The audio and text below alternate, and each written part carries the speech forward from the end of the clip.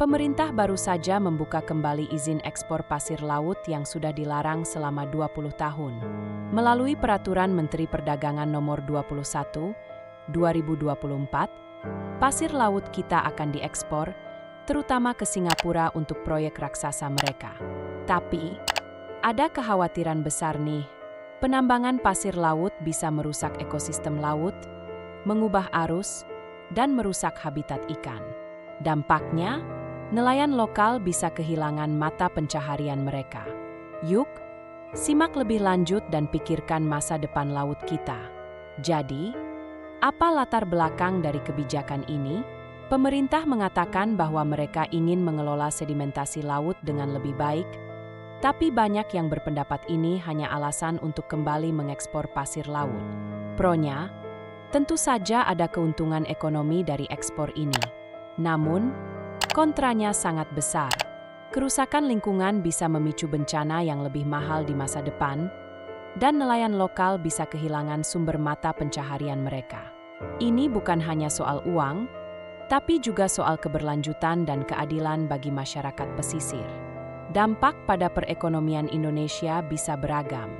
Di satu sisi, ekspor pasir laut bisa mendatangkan devisa yang cukup besar, terutama dengan tingginya permintaan dari negara seperti Singapura.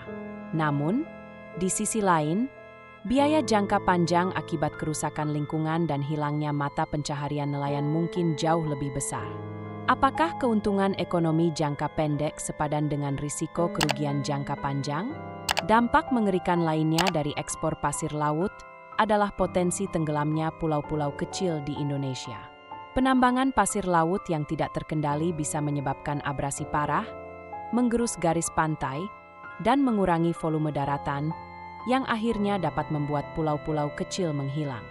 Selain itu, dampak ini juga bisa memperburuk perubahan iklim karena mengurangi kemampuan alam dalam menyerap gelombang laut, meningkatkan risiko bencana alam seperti tsunami.